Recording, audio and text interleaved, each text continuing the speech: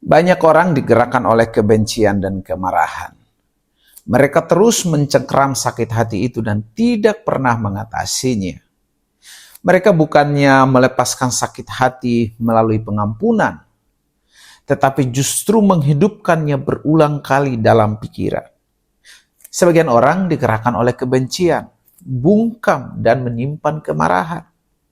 Sedangkan yang lain meledakkan kemarahan itu kepada orang lain. Ingat, kebencian selalu menyakiti Anda lebih dari orang yang Anda benci. Orang yang menimbulkan kemarahan mungkin telah lupa apa yang ia lakukan dan melanjutkan kehidupannya. Sedangkan Anda masih terus menikmati luka batin Anda dan mengabadikan masa lalu Anda. Perhatikanlah, mereka yang telah menyakiti Anda di masa lalu tidak akan terus menyakiti Anda sekarang, kecuali Anda terus menyimpan rasa sakit hati itu melalui kebencian. Masa lalu Anda sudah lewat, tidak ada yang akan dapat mengubahnya.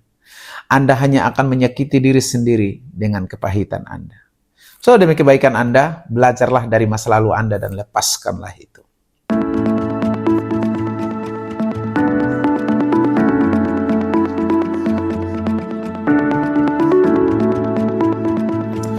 Hai, selamat datang kembali di channel YouTube ini. Topik di hari ketiga ini adalah apakah yang menggerakkan kehidupan Anda? Kehidupan setiap orang digerakkan oleh sesuatu. Saat ini mungkin Anda digerakkan oleh sesuatu masalah, suatu tekanan, atau suatu batas waktu. Anda mungkin digerakkan oleh ingatan yang menyakitkan, ketakutan yang menghantui, atau keyakinan yang tidak disadari. Ada ratusan keadaan, nilai, dan emosi yang dapat mendorong kehidupan Anda. Di bab ketiga di buku ini, Rick Warren menulis 5 hal yang paling umum yang menggerakkan kehidupan manusia. Yang pertama, banyak orang digerakkan oleh rasa bersalah. Sekali lagi, banyak orang digerakkan oleh rasa bersalah. Mereka menghabiskan hidup berlari dari penyesalan dan menyembunyikan rasa malu. Orang-orang yang digerakkan oleh rasa bersalah sebenarnya dimanipulasi oleh ingatan mereka. Mereka mengizinkan masa lalu mereka mengendalikan masa depan mereka. Mereka sering tanpa sadar menghukum diri sendiri dengan merusak keberhasilan mereka. Ketika Kain berdosa, rasa bersalahnya memisahkan dia dari hadirat Tuhan. Dan Tuhan berkata sama Kain, engkau akan menjadi pengembara yang tidak punya perhentian di muka bumi. Itu menggambarkan kebanyakan orang hari ini. Mengembara dalam hidup tanpa suatu tujuan. Kita adalah produk masa lalu, tetapi kita tidak perlu menjadi tawanan masa lalu. Tujuan Tuhan tidak dibatasi oleh masa lalu kita. Ia mengubah seorang pembunuh seperti Musa menjadi seorang pemimpin. Ia mengubah seorang pengecut bernama Gideon menjadi pahlawan yang gagah berani. Ia dapat melakukan hal-hal yang menakjubkan dengan sisa kehidupan kita. Yang kedua, banyak orang digerakkan oleh kebencian dan kemarahan. Sekali lagi, banyak orang digerakkan oleh kebencian dan kemarahan. Mereka terus mencengkeram sakit hati itu dan tidak pernah mengatasinya. Mereka bukannya melepaskan sakit hati melalui pengampunan, tetapi justru menghidupkannya berulang kali dalam pikiran mereka. Sebagian orang digerakkan oleh kebencian, bungkam, dan menyimpan kemarahan. Sedangkan yang lain meledakkan kemarahan itu kepada orang lain. Kedua respon ini tidak sehat dan tidak menolong. Ingat, kebencian selalu menyakiti Anda lebih dari orang yang Anda benci. Ketika orang yang menimbulkan kemarahan mungkin telah lupa apa yang ia lakukan dan melanjutkan kehidupannya. Sedangkan Anda masih terus menikmati luka batin Anda dan mengabadikan masa lalu Anda.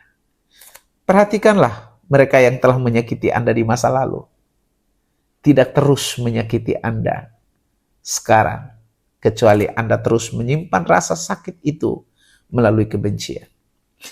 Masa lalu Anda sudah lewat, tidak ada yang akan dapat mengubahnya. Anda hanya menyakiti diri sendiri dengan kepahitan Anda. So, demi kebaikan Anda, belajarlah darinya dan melepaskan itu. Yang ketiga, banyak orang digerakkan oleh ketakutan. Ketakutan mereka mungkin adalah akibat dari pengalaman traumatis, harapan-harapan yang tidak realistis, tumbuh dalam keluarga yang sangat dikendalikan, atau bahkan kecenderungan genetik. Apapun penyebabnya, mereka yang digerakkan oleh rasa takut sering kehilangan kesempatan besar karena mereka tidak berani melangkah keluar.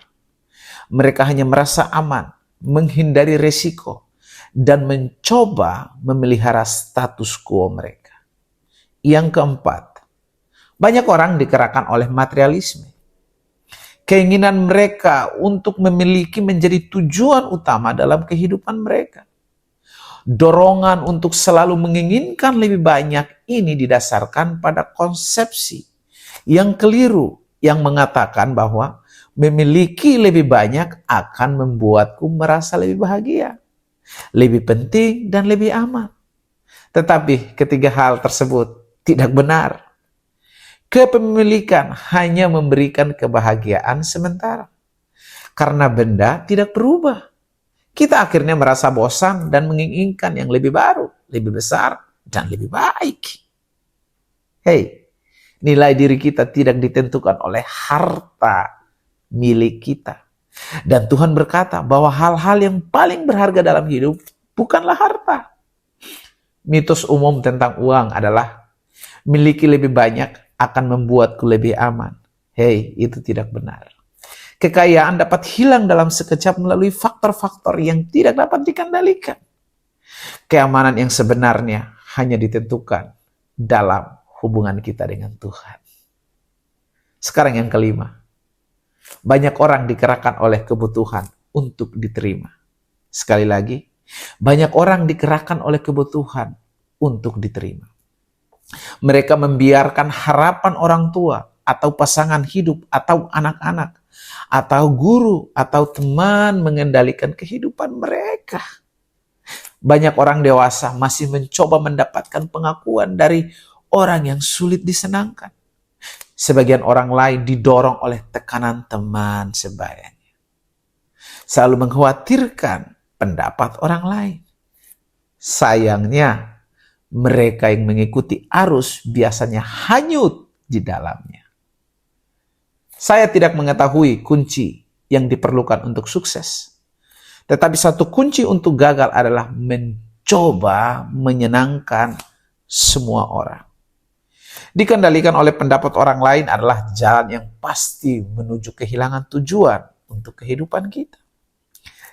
Dalam Alkitab, Tuhan Yesus berkata, tidak seorang pun dapat melayani dua tuan. Dalam buku ini, Rick Warren menulis, tanpa Tuhan, hidup tidak mempunyai tujuan. Dan tanpa tujuan, hidup tidak mempunyai arti. Tanpa arti, kehidupan tidak mempunyai harapan. Nah, Rick Warren juga mencatat 5 manfaat yang akan kita dapatkan kalau kita hidup dengan tujuan. Yang pertama, kita bakal dibantu buat ngerti apa sih arti hidup kita. Kita diciptakan untuk mempunyai arti. Jika hidup mempunyai arti, kita dapat menanggung hampir segala masalah. Dan tanpa itu, tidak ada yang dapat ditanggung. Hanya di dalam Tuhan kita menemukan arti kehidupan kita. Tanpa Tuhan, hidup tidak mempunyai tujuan. Dan tanpa tujuan, hidup tidak mempunyai arti. Dan tanpa arti, kehidupan tidak mempunyai harapan. Jika Anda merasa tidak berpengharapan, bertahanlah. Perubahan luar biasa akan terjadi dalam kehidupan Anda, sementara Anda mulai menjalaninya dengan tujuan. Sekarang manfaat yang kedua. Tujuan hidup membantu kita buat menyederhanakan hidup. Ini menolong kita untuk menetapkan apa yang perlu kita lakukan dan apa yang tidak perlu kita lakukan. Tujuan hidup kita menjadi standar yang dapat kita pakai untuk mengevaluasi kegiatan mana yang penting dan mana yang tidak penting. Kalau kita punya tujuan yang jelas, setiap kali kita bertemu dengan orang, berbagai kegiatan, kita akan selalu bertanya, apakah kegiatan ini membantuku memenuhi salah satu tujuan Tuhan untuk hidupku? Tanpa tujuan yang jelas, kita tidak mempunyai fondasi untuk mendasarkan keputusan, mengalokasikan waktu, dan memakai sumber daya yang kita miliki. Kita akan cenderung membuat pilihan berdasarkan situasi, tekanan, dan perasaan pada saat itu. Dan orang yang tidak mengetahui tujuannya mencoba untuk melakukan banyak hal.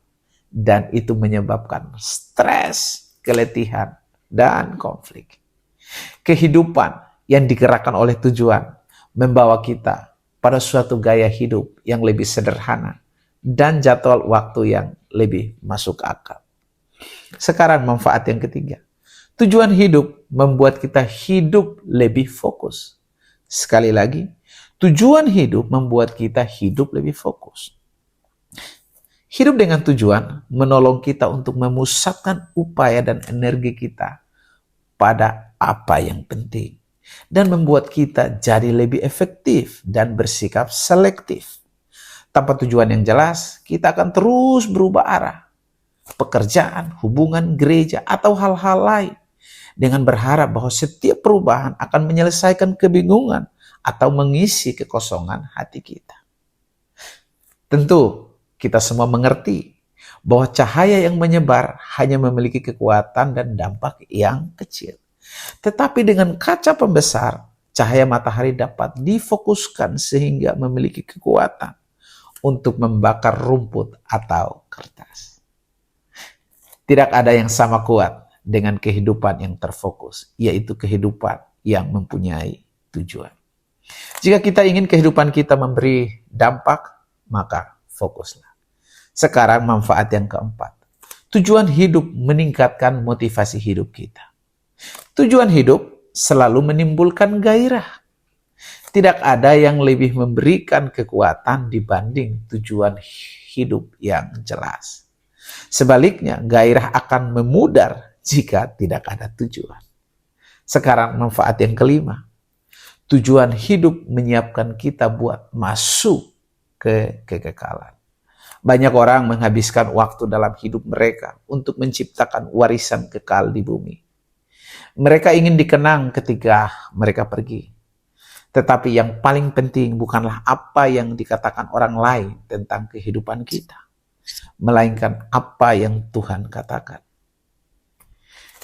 Yang gagal dimengerti orang adalah bahwa semua pencapaian akhirnya akan lewat. Catatan menjadi rusak, reputasi memudar, dan pujian dilupakan. Hidup untuk menciptakan warisan dunia adalah tujuan yang sangat dangkal. Penggunaan waktu yang lebih bijaksana adalah membangun suatu warisan kekal. Kesimpulan dari pelajaran bab 3 dari buku ini adalah yang pertama, jangan izinkan masa lalu untuk mengendalikan masa depan kita. Yang kedua, jangan biarkan kebencian dan kemarahan menguasai hidup kita. Sekarang yang ketiga, belajarlah dari masa lalu dan melepaskannya. Jangan mengabadikannya. Sekarang yang keempat, ketakutan adalah penjara yang dibuat diri sendiri yang akan menghalangi kita menjadi apa yang Tuhan kehendaki. Kita harus melawannya dengan senjata iman dan kasih. Alkitab menulis, di dalam kasih tidak ada ketakutan. Ketakutan melumpuhkan, tidak sedikit orang hidup dengan penuh ketakutan. Ketakutan akan kematian, ketakutan akan penghakimannya. Itu tandanya bahwa kita belum hidup sepenuhnya dalam kasih. Sekarang yang kelima, hidup dengan tujuan adalah jalan menuju damai. Tuhan Yesus memberkati. Sampai jumpa di sesi berikutnya.